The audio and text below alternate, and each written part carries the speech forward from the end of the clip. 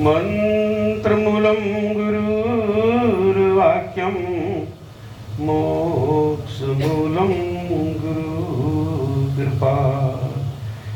गुरुर्देवो गुरुर्धर्मो गुरुर्निष्ठा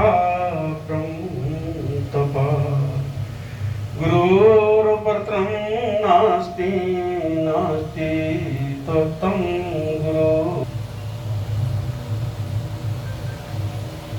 पूजनीय संत समाज, महामान्यों, उपस्थित बुद्धिजीवी, परम सत्कार्य गुरु प्यारे साथ संगत जी, दूर नजदीक से पहुंचे हुए मित्रगण, रिश्तेदार, सगे संबंधी, घर परिवार वाले और देश प्रेमी जो आज इस राष्ट्रीय पर्व पर यहाँ पहुंचे हैं। 15 अगस्त 2023 का 77वां जो पर्व मना रहे हैं, सब लोग इसका आनंद मना रहे हैं। 15 अगस्त वास्तव में हमारी आजादी का पर्व है, जो हमको आजादी देता है, जो सब धर्मों से, ग्रंथों से, मानंदियों से, पंथों से ऊपर उठ करके एकता का संदेश देता है, एक राष्ट्र का संदेश देता है, और जिसमें बड़े भाग्य हैं लोग जो आज शामिल हुए हैं। हमारे देश का सबसे बड़ा ग्रंथ जो है, जिसके आधार पर यह देश चलता है, वो है भारतीय संविधान। भारतीय संविधान के अनुसार हमारा देश, ये भारत देश चलता है। तो गुरु रूप प्यारी साध संगत जी, हमारे गुरुओं, संतों, महापुरुषों ने इस देश के लिए अपने आप को जीवन भर तपा करके कुंदन बना लिया और हमारे लिए शिक्षा छोड़ करके गए। जितने भी हमारे महापुरुष हुए, इसमें सद्गुरु रविदास जी महाराज जी ने बहुत पहले चेता दिया था,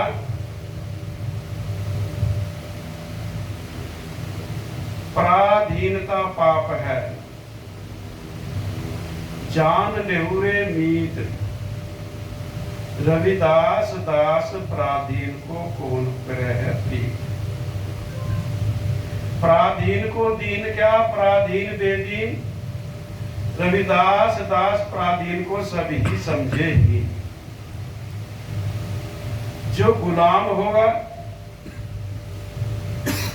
कोई देश गुलाम हो या कोई इंसान गुलाम हो, ना तो उस देश से कोई प्यार करता, ना उस गुलाम से कोई प्यार करता, और ना उसका कोई दीन होता, ना कोई उसका ईमान होता। क्योंकि गुलाम का कोई दीन ईमान होता ही नहीं है। तो श्री गुरु रविदास महाराज ने बहुत पहले चेता था, लेकिन हमारे इस देश में धर्म का ही बोलबाला ज्यादा रहा है। देश के लिए लड़ने वाले तो बहुत कम हुए। पहले सब लोग अपने धर्मों के लिए लड़ते रहे, उन्हीं के लिए कत्लेआम करते रहे। उसके बाद में जब अति हो गई, तो हमारे देश के, चाहे कोई गरीब है, चाहे कोई अमीर है, किसी भी धर्म को मानता हो, किसी भी ग्रंथ को मानता है, किसी को भी पूछता है, सबने मिलकर के असंख्य कुर्बानियां दी, जिसके कारण आज हम आनंद मना रहे हैं, आजादी महसूस कर रहे हैं। आज वो बॉर्डर पे बैठे हुए हैं और हम अपने घरों में आराम से सो रहे हैं, ये बहुत बड़ी देन है। उनका धर्म जो है उस राष्ट्र की रक्षा करना है,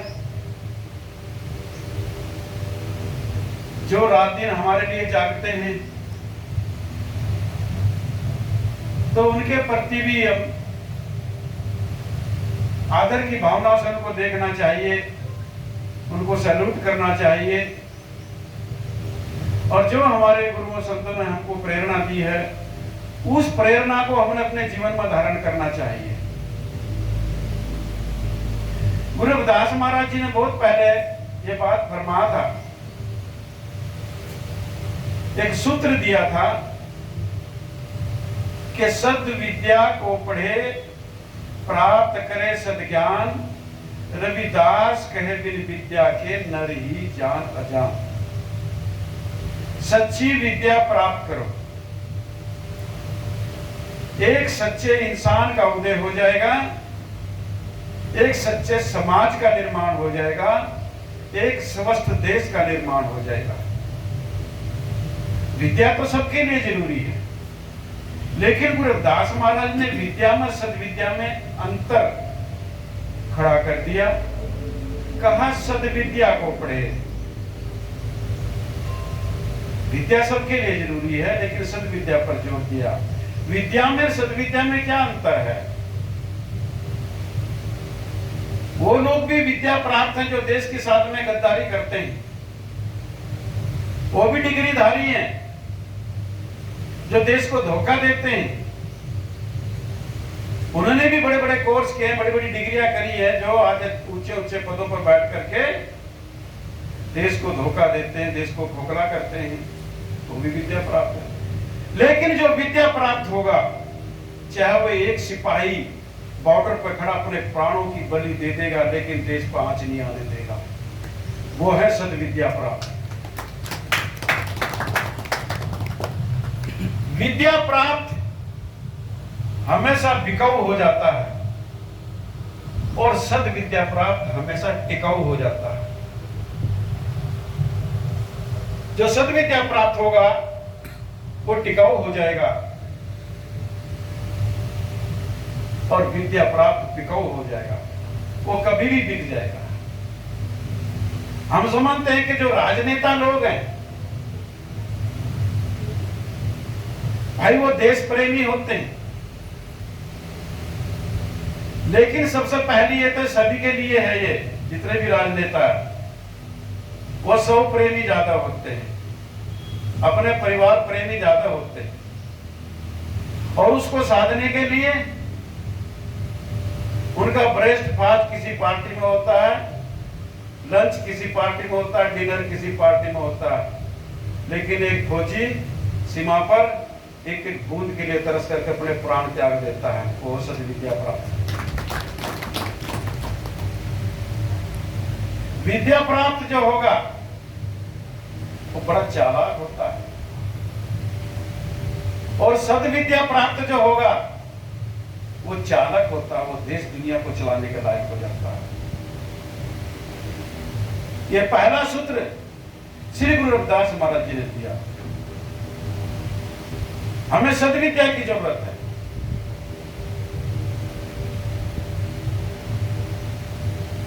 दूसरा सूत्र उन्होंने दिया, सत संगत मिल रही है माधव जैसे मधुमक्खी का। हे भाई, हमारा संगठन मजबूत होना चाहिए। अगर हमारा संगठन मजबूत होगा,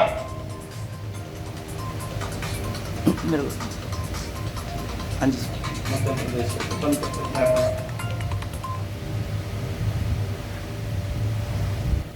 अगर हमारा संगठन मजबूत होगा, महाराज जी से संगठन है, बाद में फोन करना है, तो किसी दुश्मन की ताकत नहीं बनेगी कि हमारे देश की तरफ कोई बुरी निगाहों से देख भी ले। कैसा संगठन होना चाहिए? जैसे मधुमक्खियों का संगठन होता है। कैसा आचरण होना चाहिए? जैसे मधुमक्खियों का आचरण होता है। मधुमक्खियों का संगठन इतना मजबूत होता है, अगर कोई गलती से भी उनके छत्ते में हाथ डाल दे तो याद रखना 10 गांव दूर लगा करके आएगी। इतना मजबूत हमारा संगठन होना चाहिए।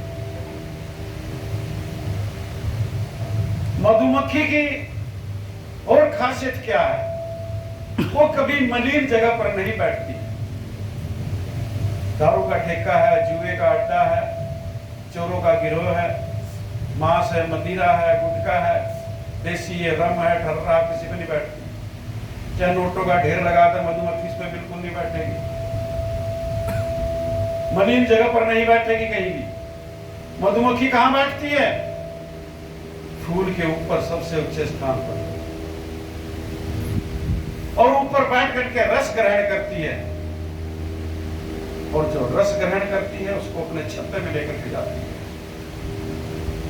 वो फूल किसी के खेत का हो, खलियान का हो, किसी के गमले का हो, किसी के बाग का हो, लेकिन वो रस ग्रहण करके अपने छत्ते में लेकर के जाती है। ये हमें यही संदेश देते हैं गुरु महाराज जी कि हम किसी के खेत में काम करें, किसी के खलियान में काम करें, किसी की दुकान पे काम करें, हम कहीं मिलिट्री में काम करें, हम किसी सिविल में काम करें, हम कहीं और भी कुछ भी काम करें जो हम हमारे कमाई के साधन, चाहे फैक्ट्री में काम करें, दिहाड़ी मजदूरी करें, जो मेहनताना हमको मिलता है उससे अपने परिवार का जीवन चरित्र निर्माण करें, अपने बच्चों को अच्छी शिक्षा दें, देश के प्रति अच्छी भावना उनको सिखाएं। जब हमारे बच्चों का जीवन चरित्र निर्माण होगा, हमारे समाज का जीवन चरित्र निर्माण होगा। जब हमारे समाज का जीवन चरित्र निर्माण होगा, हमारा देश ही चरित्रवान होगा।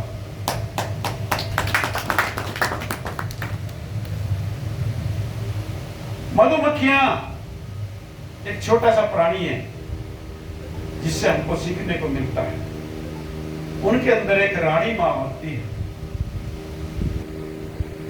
उस रानी मां का आदेश जितनी भी मधुमक्खियां सब पालन करती है। तो गुरु रविदास महाराज जी इसके अंदर हमको यही संदेश दे रहे हैं कि हमें अपने गुरुओं, संतों, महापुरुषों की जो वाणियां हैं उनको अपने हृदय में उतारना चाहिए, और अपने हृदय में उतार करके हम अपना जीवन कल्याण करें, और जिस समाज में, जिस देश में हम पैदा हुए उसके प्रति हम जागरूक हों। तीसरा सूत्र दिया संघर्ष करने का। रविदास सूरा सोई सराहिए, जो लड़े धर्म के हेत, अंग अंग कटी भूई गिरे ताऊ न छाटे खेत। संघर्ष की बात की है। संघर्ष करना चाहिए। किसके लिए संघर्ष करना? हमने कोई लाठी डंडा तो चलाना नहीं है, किसी को गाली गलौज तो करनी नहीं है, कोई मार धाड़ तो हमने करनी नहीं है। हमने संघर्ष करना है अपने देश की आन और बान और शान को बढ़ाने के लिए। हमने संघर्ष करना है अपने बच्चों को अच्छी शिक्षा देने के लिए। हम संघर्ष करें, हमारे बच्चे आईएएस बने, आईपीएस बने, पीसीसी अधिकारी बने, डॉक्टर बने, इंजीनियर बने, अच्छे पढ़े लिखे संत बने, जो देश दुनिया को एक अच्छा संदेश दे सके। तभी तो डाल डाल पर सोने की चिड़िया होगी। नहीं तो जो डाल डाल पर सोने की चिड़िया थी सब चुन के खा गए, कोई लेके भाग गए, बची कुची यहां वाले खा गए। आज इस देश में कम से कम 18 करोड़ के लगभग लोग 77वीं स्वतंत्रता दिवस हम मना रहे हैं। कम से कम 18 करोड़ लोग अभी भी झोंकी झोपड़ियों में वास करते हैं, गंदे नालों पे, ऊबड़ खाबड़ पे वास करते हैं, जिनके सर पर छत नहीं, फुटपाथ पर वास करते हैं, जो एक एक निवाले के लिए तरसते हैं। तो क्या हम वास्तव में आजाद हो पाए। 76 साल गुजर गए। 76 साल में नालों पर से बस्ती नहीं उठ पाई, झोपड़पट्टी इस देश में खत्म नहीं हो पाई। फुटपाथ पे जो सो रहे हैं, कोई भी गाड़ी चढ़ा जाओ, कोई परवाह नहीं है। ऐसी व्यवस्था लेकर के बैठे हुए हैं जो लोग देश के रक्षक की बात होने की करते हैं, जिनके जहन में जात पात, ऊंच नीच, भेदभाव, वर्ण व्यवस्था का वो कोड़ भरा हुआ है कि जिससे वो उबर नहीं सकते, जिससे वो ग्रस्त है हमेशा। ऐसे लोग देश का क्या निर्माण करेंगे? अरे हमारे देश का तो आज भी इतना हाल इन नेताओं ने करा हुआ है। अगर कोई आईएएस हो, वो दलित आईएएस है, दलित आईपीएस है, दलित पीसीसी अधिकारी है, दलित डॉक्टर है, दलित इंजीनियर है, दलित मुख्यमंत्री है, दलित मंत्री है, दलित राष्ट्रपति है। और आज तक भी जो पार्टियां राज करती आ रही, वो दलित सेल बनाते हैं। तो जिनके दिलों में अभी तक भी ये भरा हुआ, वो क्या देश का निर्माण करेंगे?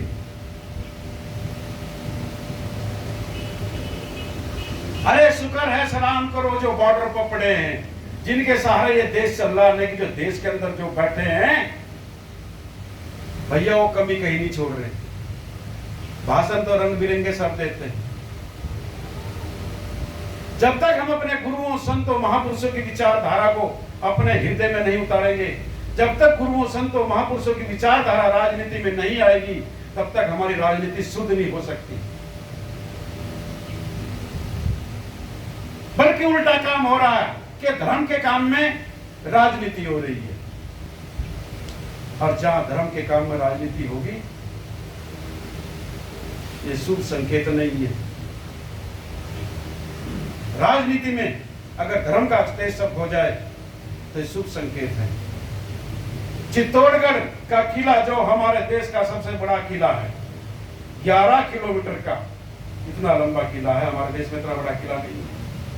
वहां के राजगुरु रहे श्री गुरु रविदास जी महाराज, जिनकी छतरी चित्तौड़गढ़ के किले में मौजूद है, श्यामकुंड मंदिर के पास। राइट साइड में मीरा का मंदिर है, जो गुरु रविदास महाराज जी की शिष्यों में से एक रही है। और उस समय शायद देश में पहले संत ऐसे हुए हैं, पहले महापुरुष ऐसे हुए हैं, इतिहास उठा करके देख लो, जिन्होंने ये मांग करी है कि ऐसा चाहूं राज में जहां मिले सबन को फल, जिन्होंने सबकी बात की है। किसी एक प्रदेश की, एक जिले की, एक बिरादरी की, एक धर्म की, एक कम्युनिटी की बात नहीं की। जहां मिले सबन को अन्न, सबको पेट भरने के लिए भोजन मिले, तन ढकने के लिए कपड़ा मिले, सर पर सबको छत मिले, छत के अंदर रोशनी पानी का इंतजाम हो, और सबको परिवार चलाने के लिए रोजगार हो। वो मांग ऐसे रहबर करते हैं, आज उन रहबरों को हम भूल करके न जाने कहां भटकते हैं। ये गुरु रविदास महाराज जी ने मांग की है। तो जगत गुरु सदगुरु रविदास महाराज जी, एक इस भारतीय भूमंडल पर ऐसे संत हुए हैं। इतिहास उठा करके देख लो, हर धर्मों के इतिहास उठा करके देख लो, कोई भी पंथ उठा करके देख लो, ये आपको 2500 साल के इतिहास में ऐसा कहीं भी आपको नहीं मिलेगा कि जो जगत गुरु सदगुरु रविदास महाराज जी के सानिध्य में 52 राजे रानियां आई और चारों वर्णों के लोग आए हैं। 22 तो मुसलमान राजे आए हैं, जैसे राजा चंद्रहास है, राजा बैन सिंह है, राजा नागरबल है, राजा पिप्पा है, राजा विजयपाल है, राजा विजय भान है, राणा सांगा है, मीराबाई है, चाली है। बड़े बड़े राजे और महाराजे गुरु रविदास महाराज जी के चरणों में अपना जीवन कल्याण कर रहे हैं। जिस महापुरुष के चरणों में इतने बड़े बड़े राजे महाराजे आए हो, उनकी संतान आज किसी को मथा दिखाती फिरती है, किसी को किस्मत पूछती फिरते कि मेरे भाग्य में क्या लिखा। जिनका नाम लेकर के बड़े बड़े राजे महाराजे संतों की उपाधि पाके जिनका नाम अमर हो गया, उनकी संतान आप क्यों भटक गई? क्या हो गया? माधव विद्या हितकीन विवेक दीप मलिन है भाई, अज्ञानता के कारण हमारे विचार विवेक रूपी नेत्र धूमिल पड़ गए। और जिसके विचार विवेक रूपी नेत्र धूमिल पड़ जाते हैं, वो देश के बारे में क्या सोचेगा, समाज के बारे में क्या सोचेगा? वो तो परिवार के बारे में भी नहीं सोच सकता, क्यों? उसके पास में विचार विवेक रूपी नेत्र ही नहीं है। इसीलिए सद्विद्या प्राप्त करना जरूरी है, विचार विवेक रूपी नेत्र जगाने जरूरी है। जिसके विचार विवेक रूपी नेत्र धूमिल पड़ के वो दूर दृष्टा कभी नहीं हो सकता, अरे वो नजदीक दृष्टा भी नहीं होगा। तो आज इस पावन पवित्र स्थली पर जो हम लोग पहुंचे, बड़ा सौभाग्य है। इस संत आश्रम में बैठे हुए बड़ा हमारा सौभाग्य है और धन्यवाद के पात्र हैं भाई नरसिंहदास सेनवाल जी, उनकी सुपत्नी जो पैर खराब होते भी जब भी माते और रात दिन सेवा में लगी रहती है। कितनी बड़ी देन है, कितने ऊंचे संस्कार है। नहीं तो क्या कमी है इनके पास में? अच्छा खासा व्यापार चल रहा है, 2-4 लोग का घर में रखकर अपनी सेवा करवा सकते हैं, राज कर सकते हैं। लेकिन साधु राजा होते भी फिर फकीर बन गए, फिर साधु बन गए, फिर समाज के लिए निकल पड़े, तो कितनी बड़ी देन है। हम समझें, इस रहस्य को समझें, तो गृहस्थ परिवार में रहकर भी राजा वाली जिनकी जी सकते हैं, लेकिन फकीरी संभाल ली, तो कितनी बड़ी देन है। कोई भी साधु संत आ जाए, कोई भी समाज का कोई भी यहाँ आ जाए, सब खुश होकर के जाते हैं, किसी को कोई कमी नहीं है। आज 15 अगस्त 2023 को 77वां स्वतंत्रता दिवस यहाँ मनाया गया है। इसमें आप सब लोग पहुंचे हैं। आप सबको इस राष्ट्रीय पर्व की बहुत बहुत बधाई होए और उम्मीद करता हूँ कि जब कभी दोबारा मिलन हुआ, इस देह में रहे, तो इससे बढ़ चढ़ करके हम इस पर्व को मनाएंगे। इन्हीं शब्दों के साथ में सभी को जय गुरुदेव, जय गुरुदेव, धन गुरुदेव, जय भीम, जय भारत, जय भीम, जय भारत, वंदे मातरम।